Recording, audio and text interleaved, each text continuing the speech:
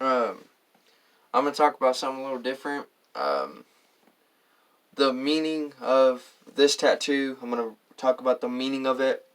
Um, I was 16. I was 16 years old. Um, I just got, like I said, this first tattoo. It's a number numero 2. I'm named after my dad. I'll always be part of that. But I wanted a love symbol in Japanese. I wanted that right here. And also, I wanted a big old Batman tattoo. I want a big old freaking Batman tattoo. And because of it, because I love Kane Brown, and I want the same tattoo as Kane Brown's arm, the part of the guitar and with the microphone right here, and that's what I was thinking of doing. Thinking of that. There's so many that I want. Like I just like I'm a whole different kind of person. It's the way of life that I live. I went through racism as a kid growing up, and got judged a lot. And so out of those years, ever since then, I've still, but but yeah, I'm gonna get me a big old Batman tattoo. And once I get me a big old Batman tattoo, I'm perfectly gonna be good with it, because once I get me a big old Batman tattoo, I'll be fine. But the thing is, I'm not, because that dude that was doing this tattoo, he was on some kind of drug. He was on some kind of drugs, like usual. I don't know if he was on meth or heroin. I don't know which one he was on. Um, but he was on some. He was supposed to finish it. So, funny story. Like I said, I was 16, and just I paid this dude like $150, like $200, just for this tattoo. Well, the person didn't get to finish it. We came in the next day. We asked him if we can finish it. He never finished it. He never did. So I'm stuck with this piece that's untouched. So I'm 21 years old. I need to get this shit fixed. So with that being said, I'm gonna get it fixed again. I'm gonna get it fixed. Add more to it, and then I'm good. And then since I'm gonna be doing 2 tattoos, this one's gonna be a touch up. This one's gonna be a touch up. Gonna put all the stuff on it, and then put my name on it and stuff. And that's how I want it. And then the big old Batman tattoo. I don't know how that's gonna go, because for some people they take it like they're afraid of pain, and so it didn't really hurt much until it only started hurting right up here, right up on this part, and down here, right here. That was the only 2 spots that started hurting. I started bleeding too, but it was crazy because I never enjoyed the time or the effort, whatever you say. Um, but yeah. Um, like it got too much for me, because I wouldn't really mind. I wouldn't really mind at all. But the dude that well, he's in jail. He's in prison because he did something stupid, and I'm not gonna get into that because I already knew what happened. But he kind of he made some big, big, stupid decisions on himself and kind of fucked himself. So, now I guess they're so there's only a few things. I'm gonna get me a hoodie on top of that. I'm gonna get me um a big ol' I'm gonna get me a hoodie, which I want to get me a Kane Brown hoodie because like I said, I've been a fan of Kane Brown since I was 16. Since I was 16 or 14, I don't remember. But anyway, I've been a fan of him since I was younger, and before anybody started discovering Kane Brown, I found out. I was like, ooh, let me listen to this guy. And ever since then, I fell in love with him. Because it was crazy. Used to Love You Sober came on the radio, and I got all excited. And and then that's when I fell in love with that song. Because, I was like, I kind of look up to Kane Brown in a way. And that's what made me write the songs that I had on my album, Head of Sober. You know what I mean? All the EP that I had. You know, Head of Sober is just like Used to Love You Sober. It's just talking. My version's a lot more serious than that. But everybody wants me to remaster the song and add a little more to it, but I don't know. Because it's been a while. That was, let's see, that was my third album. Third album. Head of Sober, EP. And then that's when I went for full length my fourth year, 2015. But yeah, ever since then, it came to me. And I had friends that wanted to write and do music with me, but they all moved, and then that's when they're doing their own thing. So I just stayed here. I just stayed mostly here. And then in 2018, I discovered Upchurch, the Redneck, and that's when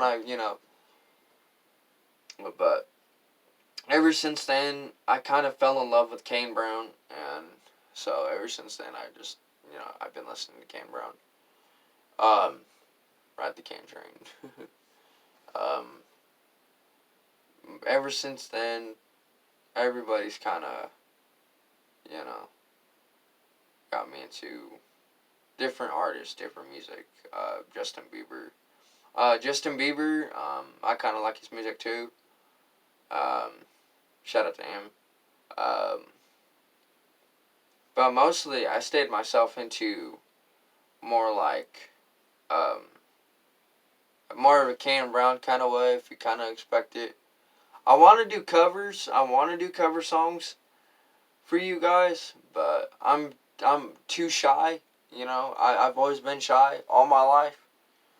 Um, I've always been shy, and ever since then, I can write my own songs and sing my own songs and perform them in front of people, but it's just I'm shy because of singing covers. You know what I mean? And so if you judge me, that's okay. If not, whatever. But I've always been like the way I've been for years. I've always been shy. And I'm not afraid to admit it now. Because everybody kind of picked on me when I was growing up. And kind of made some judgments and made some mean comments about me. Saying that I was not even perfect. And I went to high school, and I kind of got picked on. I got picked on throughout my 4 years. Even middle. Actually, the picking on started um, elementary. Yeah, because I went to 3 different elementary schools. I went to Columbian, Manaqua, and Heritage Elementary. I went to 3 elementary schools. And I went from that, and then I went to 2 different middle schools. I I went to Pitts Middle School my 6th grade year, and I went to Roncalli, and then from that on, then I went back to Pitts. I almost went to Freed. No lie, I almost got in trouble because I was wild, and I'm gonna admit I was too fucking wild. But I was too wild. When I got too wild, I kind of got into some fights, and a bunch of crazy shit happened. Um, then from then on, I went through a bunch of stuff going on in my life. After the loss of Kiara, then things kind of went into a drastic direction. So I almost gave up music. I almost gave it up until I almost gave it up for a few times. I almost gave it up. I was ready to give it up, just quit. And then my mind kind of told me, no, you're not giving up this easy. So I was like, damn, wow, this lady one day, she came up to me. This lady came up to me. I was only like 17, and I was hanging out with my mom, and I was hanging out with my biological mother, and I'll tell you that story here in a minute. I was hanging out with my mom and them, and we were in New Mexico. We went to the Native Americans Fest. The powwow. Well, anyway. So I went to that. Me and my mom went there, and we went to New Mexico for it, and it was pretty cool. It was all right. It was nice enough. Well, this lady walked up to me, and she goes, "You that Matthew kid, right? That sings and writes." And I was like, "Yeah." And she goes, "You don't give up. Don't give up. You're too strong for that." And I can't remember that lady. I can't remember that lady's name, but shout out to her. Um, Ever since then, my family kind of pushed me. My family pushed me to do the music, and they're like, "You just do it. Go ahead and do it right." Um, my my person. Anyway, my person. She told me. She says, "Don't give it up." My girlfriend kind of told me. She says, "Don't give it up. You're too strong for that." And ever since then, I've been like, everybody's kind of pushing me, like on my corner, kept pushing me, and to where I'm like, you guys are all so thankful. I'm thanking you guys because I wouldn't be here making these YouTube videos talking about how I feel and how the things went on in my life. Talking about cover songs, talking about uploading different things, reactions, whatever. It's you guys kind of got me into all sorts of things, all sorts of them. I mean, I've never thought of a day I would get to do this, an opportunity to see a better future, and I really, really, I went through so much things growing up. I went through, like I say, racism and all that kind of stuff, and all, bullying and stuff. But I have all these people that pushed me and accelerated me. And they're like, "You're not giving up. You're not going to give up on your time. If you give up, we give up." And so, you know what? I'm not going to let y'all down. I'm going to push. I'm going to continue pushing. to further and further. Until one of you guys, I'm definitely meet in person, and hopefully, I'll sign one of your I'll sign, if you guys have any posters or whatever, I'll sign them. I'm down to sign anything. You know what I mean? Put me on your guys' YouTube channel. I wouldn't really care. As long as you guys push me out there and, make me famous enough, cool, I'm down. As long as you guys give me good shout outs. And, you know, because I went to high school, Pueblo Central High School. If you go to the returning 2015, I think, the Pueblo Central Bell game. I'm in it. I'm in the thing. I'm in the video from 2015. I'm in it. So I was on the news. I was on the news a few times. For being recognized for all sorts of my good stuff that I've been doing.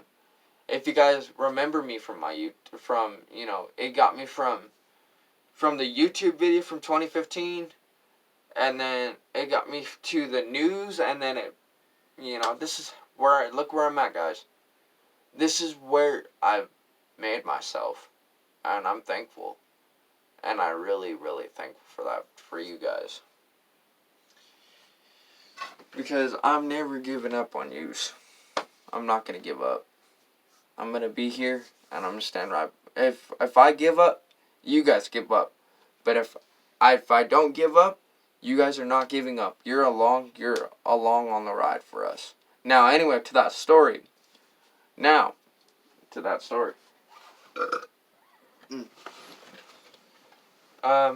see. Let's see. That, those things happened, you guys all know about my childhood. It was a very, very bad childhood. I grew up bouncing from house to house to house, growing up. I went from this state, this state, this state, this state. I went from different states and living in different places. And I wasn't very comfortable. To this day, I finally realized this is my home. This is comfortable. I'm where I'm comfortable at. Because everywhere I go, I feel like I'm not comfortable. You know what I mean?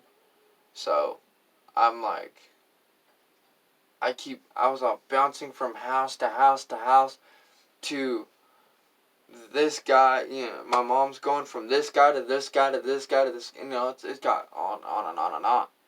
And I went through it. I went through it so bad.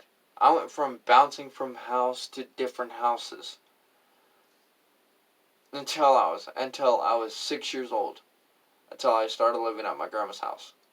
From then on, I've always been here. This always will be my home. And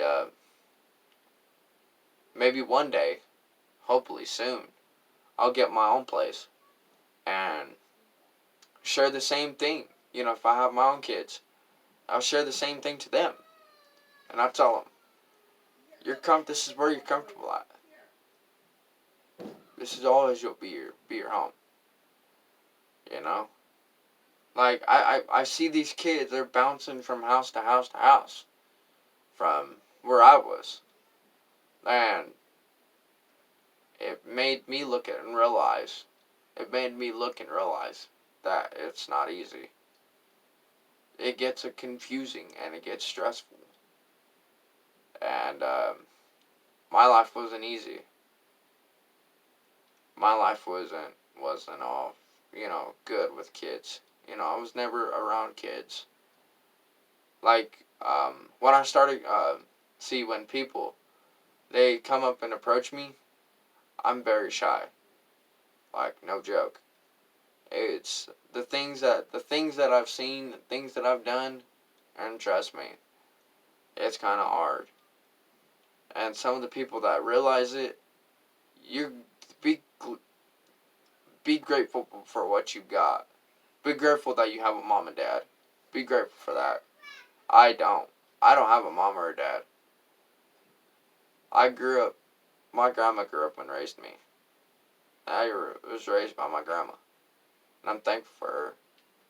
I'm thankful for the way she's put up with me all these years. And I'm thankful for everything that I've gone. Yeah, my stepmom. I thank for her. Because my stepmom, she kind of like taught me some ways. A little bit of ways. So did my grandma. So did my family. Um, you know, I kind of like, I'm so happy to where now, um, everybody's like, well, you should be thankful that you're doing something positive. And you know what? I'm thankful. I'm thankful for my people. My 615ers family army. I'm thankful for my girlfriend. I'm thankful for her. Even though me and her may argue in stupidity fights, but fuck that. I'm not fighting with her anymore. Um, it's just the things like I will never forget y'all. I will never forget any of you guys. But I'm happy, and I'm very happy and thankful for you guys. Because it wouldn't be without yous. I'm so damn thankful and lucky that you guys are standing by my side and not leaving. I'm so thankful that you guys brought me to where I am today. Thankful. Thank you. My best friend, Marshall Hobson, he was a really good friend of mine. I've known him since high school. And February 1st, he passed away. February 1st of 2020. Um, I'll never forget the dude. I'll never forget the man. Um, he was a really good friend of mine. And that because he was doing music, he was doing heavy metal music. And Marshall Hobson, he was really good. He was really good to me, really good, really really super good. He taught me some ways, and that happened. And then I started, I started going into different things. But now I'm thankful for all of you. Thank you. Thank you so fucking much. You guys put me in a better spot, and yeah, thank you. Thank you very much.